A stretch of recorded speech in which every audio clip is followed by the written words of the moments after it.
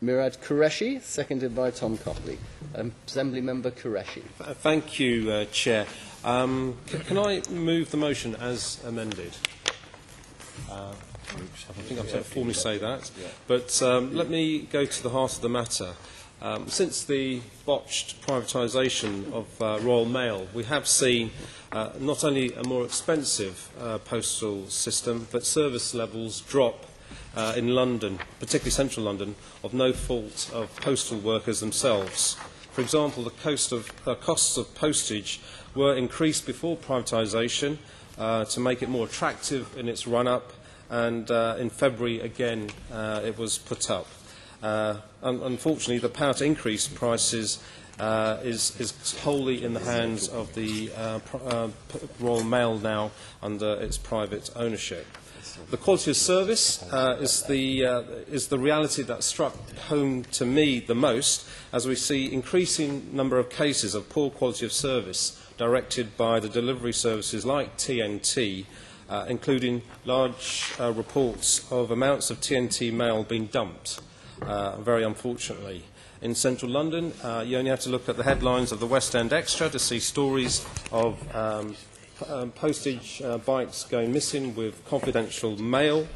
In Bloomsbury, in the Wooden Vale, you've got the local MP Karen Buck telling TNT to get a grip on it in W9 and W10 deliveries. The reality is this puts enormous pressure on the Royal Mail, with much of the dumped and misdelivered mail placed in Royal Mail post boxes for correct delivery. I've actually, as an NW1 resident, had a letter from them themselves suggesting that the service will get poorer as a result of some of the things that are happening in central London. And I'm sure we'll get similar letters in other parts of London under various postcodes. It strikes me that the absence of standards for TNT and other competitors is undermining the overall quality of postal services and, critically, the universal postal services.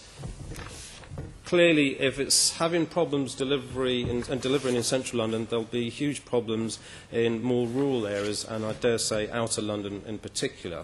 So the growth of direct delivery competition is threatening the fundamental principles of cross-subsidy that we've had historically from urban centres to rural locations.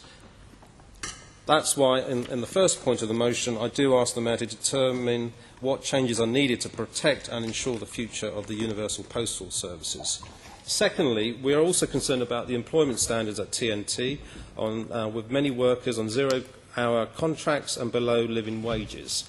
They're expecting to increase their workforce to 20,000, and I think it's an appropriate time for the Mayor to make representations to TNT Post UK about becoming a living wage employer and offering staff secure and permanent contracts, as they're clearly not being offered this at the moment, and we're seeing a reduction in terms and conditions and damage to the quality of postal services.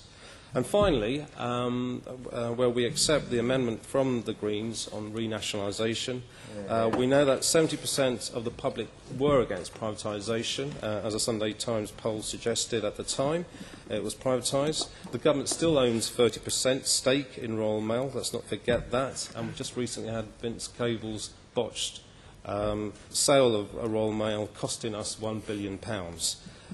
I think, given that the Royal Mail has been in public ownership for most of the time since Charles I, and it's a cherished national institution, we need to look seriously at bringing it back into public ownership. That's why I propose the Mayor lobbies the government to bring the postal service back into public ownership. Just one comment. I'm grateful for John Biggs's contribution and Tom's on the fair competition front. I should add there is another important player in this field. It's Ofcom, the regulator.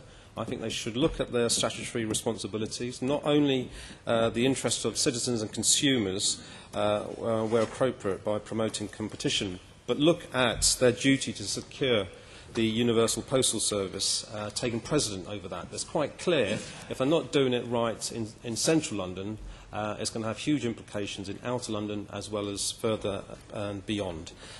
Andrew Dismore has highlighted very clearly the impact it's had in Barnet already. I think a lot of Assembly members are going to see the impact, and I think ultimately this has been a regrettable privatisation by Vince Cable, and I dare say he'll probably live to regret that for many years. Thank you very much. Right, the amendment to the motion has been accepted, so we're going to vote on the amended motion. Those in favour, please show. 12. Those against, please show. The motion is carried.